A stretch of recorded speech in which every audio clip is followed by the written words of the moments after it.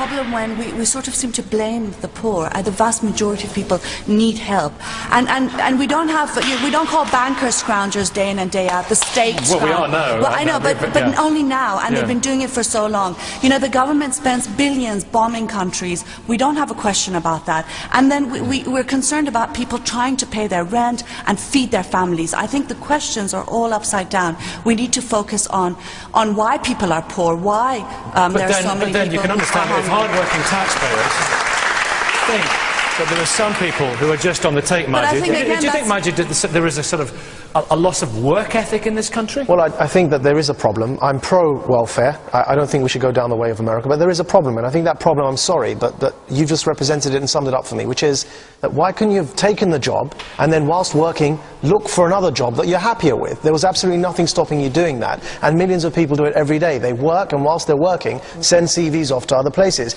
Why should taxpayers have to subsidise your preferences? Because that's what's going on. Now, I'm pro-welfare, and I don't want to blame the poor, but I think your example leads to people stereotyping and blaming the poor, and that's where I think that we're going wrong. Michael?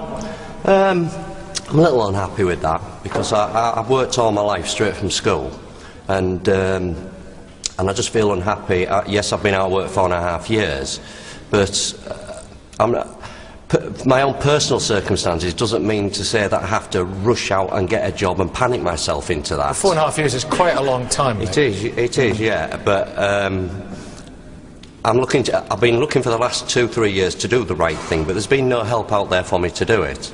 Mark? Well, this shows how the welfare state's failing. Now, it's always extremely difficult, I think, when people take my sceptical view. It's extremely difficult to be critical of the welfare state without it sounding as if we're lording it over the poor or believe everybody who's on welfare is a scrounger. But surely to God, generally speaking, appreciate we're having a difficult time at the moment, but decade on decade, this country's getting richer, more affluent. We are incomparably more affluent than we were when Beatrice Webb came up with this concept, mammothly more affluent than we were when the welfare state was set up. We should therefore be expecting, in normal circumstances, welfare spending to be falling year on year. Yeah, but where are the jobs right now? That's the problem, because the jobs are not there right now, so it's a difficult time for all this. But Anne Cryer, do you come up against people in your constituency that you think should be working? Yes, I do, actually.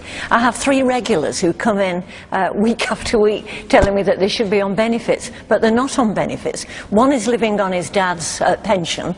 His dad is kind enough to keep him. Yeah. Another one is living on his wife's carer's allowance, and they're very, very poor, but for some reason he won't get a job. And there's another lady who says she's just too ill to work, but the doctor keeps telling her that she's actually perfectly well and can work. So none of those 3 people are on benefits. So I do deny the fact that benefits encourage people not to work. On the other hand, there are people such as myself, almost 70, still working. Think of the people who take early retirement and get a pension that they contributed to, and then get another job, such as Church of England have a great many, in fact I don't know what they do without them, non-stipendiary ministers who have been either bank managers or head teachers or whatever beforehand.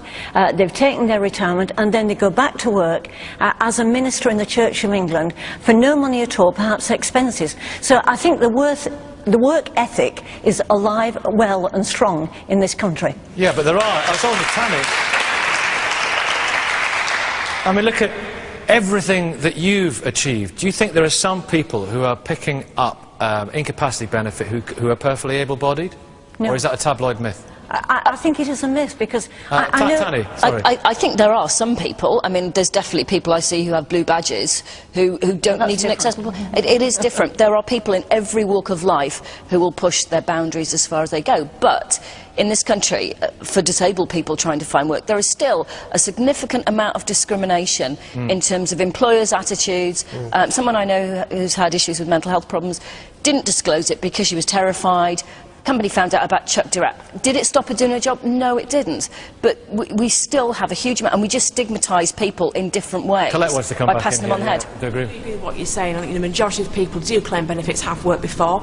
A lot of people that are on incapacity benefit, I know the rules are slightly changed now, are people that came out of work for health reasons, and because the system disadvantages them, getting back into work becomes more difficult, become more entrenched in worklessness, and the benefit bill goes up. Scott, here's a prime example. It doesn't exist in a vacuum, claiming benefits. As Tony says, there are employers' responsibilities as well. When employers get on board and look at increasing diversity of their workforce and economic benefits and taking Scott, people here is an example, because you're a carer too. You get carer's allowance, don't you? Correct, yeah, yes. How much is that? It's £50, 55 pence a week. To look after your wife who's poorly? That's correct. So if you were to, and she's on benefits, so if you were to get a job, you would lose that? You'd Basically, I'd lose that, and I'd also have to look and pay somebody else to care for my wife while I was at work. So basically, I'm going to have to pay to go to work, which is, in this economic climate, it's just not on. So that's the system. Douglas Murray, how do you sort things like that? Guys like Scott, who'd love to work but can't because they can't afford to. Sure, no, that's madness. But I mean, that nobody, I think,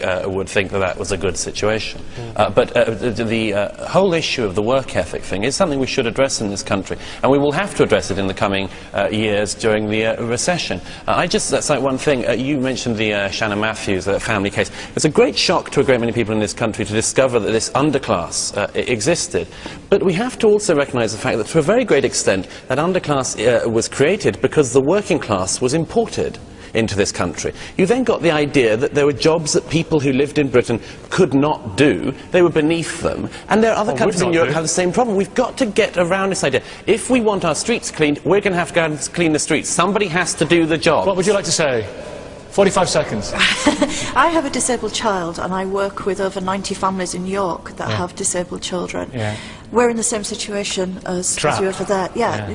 People want to work, they can't get help to look after their disabled children, and people are living on the poverty line. You're saying it's ridiculous, Mark. These people are trapped in these situations. It shows what how the welfare state is failing, that you're getting a position where rationally, if you're on welfare, the state is not incentivising you to find work. The lady who's working in the textile factory there is probably, in effect, making a few pence an hour compared to what you'd be on welfare. This is an absolutely ridiculous system. Thank you all very much for taking part. We will see you next week from Cardiff. Goodbye from everybody here on The Big Questions.